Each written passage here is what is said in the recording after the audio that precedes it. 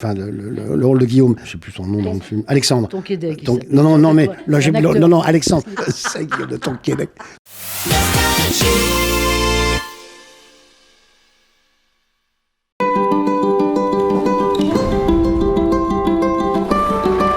Tu m'oublies déjà? Au début, j'ai cru que c'était des hallucinations temporaires, mais ça fait des mois que ça dure et c'est de pire en pire. Vous allez devoir accepter de le laisser partir. Il n'est plus là. Tu dois pas être au courant. Tu sais que je t'entends, là. On a une réunion de famille ce week-end, on sera tous réunis pour la première fois depuis sa disparition. Je leur dis quoi, moi, s'ils me voient parler à une brouette?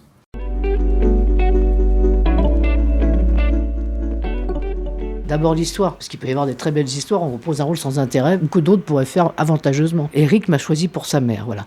Je suis officiellement la mère de cinéma d'Eric, que j'ai rencontré.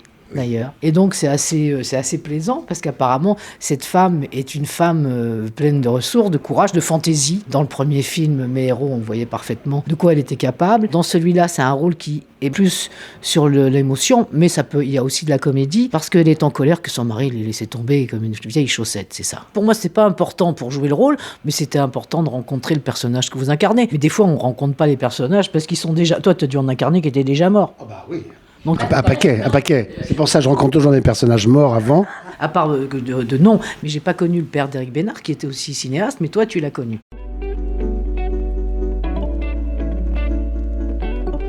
Oui, alors c'est particulier parce que la relation qu'avait Eric avec son père, c'est une relation absolument extraordinaire qui n'est pas la relation que lui a écrite dans le film. Parce que c'est vrai que des gens heureux, c'est pas très intéressant de faire un film. Il faut qu'il y ait toujours quelque chose à moteur, un peu négatif pour faire rebondir, en tout cas au niveau de l'humour et puis aussi au niveau de l'émotion.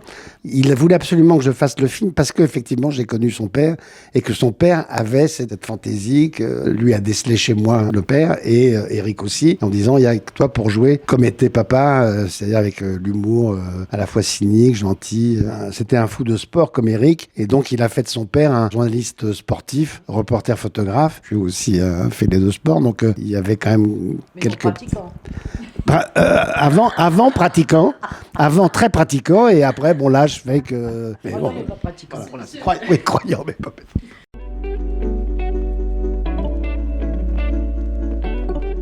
Moi, je réfléchis pas quand je joue, je vous le dis tout de suite, je joue. Heureusement que le personnage réfléchit pas à ce qu'il joue, parce que ce serait très dur. Non, mais je pense que c'est un film sur le regret de pas avoir communiqué plus avec ceux qui sont partis. Guillaume, finalement, il traduit dans ses visions de son père tous ces moments qu'il n'a pas partagés avec lui, soit par sa faute, soit par celle du père. Donc je pense que quand quelqu'un s'en va, on a toujours ce regret de parfois ne pas avoir été assez présent, ou de ne pas avoir assez communiqué avec la personne. Pareil. Mais je trouve que le travail, il se fait un petit peu avant. C'est-à-dire que quand on lit le scénario, on travaille sur comment on va jouer ça, donc comment la personne quittée, donc on fait appel à toutes nos références à nous, mais une fois que le film est fini, on passe à autre chose. Hein. Ce qui est assez particulier, c'est que moi j'ai joué un fantôme après, aussi au théâtre, donc c'est assez étrange, en 3 mois j'ai fait 2 fantômes. Bonjour maman. Bonjour. Mon seul petit secret, c'est toi et t'es plus là. Parfois, je décroche mon téléphone pour l'appeler, puis je me souviens qu'il est plus là. Moi, je le vois. Faut toujours que tu fasses mieux que les autres, hein, c'est fatigant. Mais je crois que quand on perd un être cher, il y a une introspection qui se fait obligatoirement, quoi. C'est-à-dire que lui, il s'est en allé, qu'on l'ait aimé ou pas. S'il a été important, genre la figure paternelle ou la figure maternelle, ça fait réfléchir et le manque fait des aussi au rôle de Guillaume en tant que père, puisqu'il est père d'un petit garçon. Oui. Il se rend compte aussi qu'il n'a pas forcément été suffisamment attentif à son fils. Ce qu'il reproche à son père, finalement, son fils pourrait lui reprocher. Il écrit des romans dont on suppose qu'ils sont pas terribles. Enfin, je sais pas. On peut pas dire que c'est un grand auteur, ou du moins il fait du travail alimentaire. Il vend, mais c'est pas de la et justement, cette introspection va lui permettre d'évoluer, même sur le plan de ce qu'il écrit.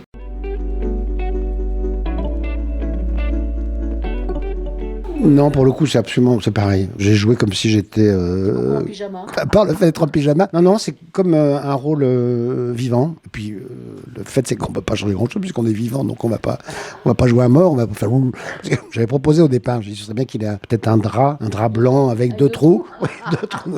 Et puis faire ouh. Il n'a pas voulu. Il n'y a qu'une seule personne qui voit ce fantôme, et pour cause, c'est Guillaume, enfin c'est le fils aîné. Moi je suis en colère que ce type, qui était toujours parti par Mont et par Vaux à faire des reportages et ceci ceci et cela, et que d'un seul coup, au moment où peut-être on aurait pu rester tranquillement ensemble, puisqu'on était à la retraite et tout ça, ce type-là meurt. Ça, je le digère pas et je lui en veux. Si vous voulez, je gère comme ça ma peine. La manière de gérer ma peine, c'est d'être en colère. Cette femme est profondément amoureuse, aimante, amoureuse de son mari, même s'il n'est plus là. Et c'est François, qu'est-ce que vous dites, on peut pas faire autrement. Ah oui, ça. Ah, Oui. ça, Puis on se connaît depuis un certain temps. Oui. Donc, non, mais on s'est connus jeunes dans la dans la vraie vie.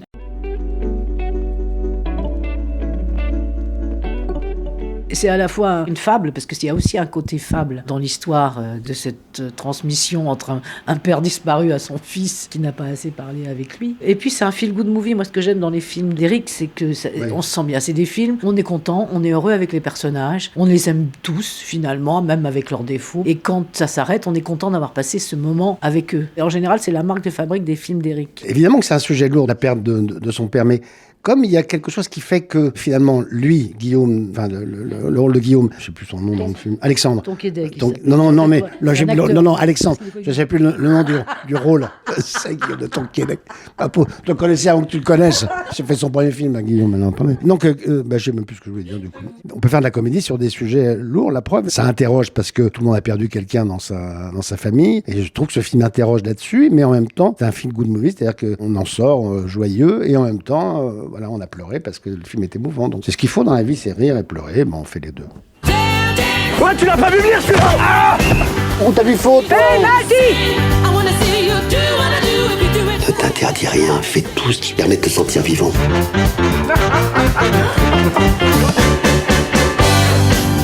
Faut rire, déconner, mentir, crier et surprendre.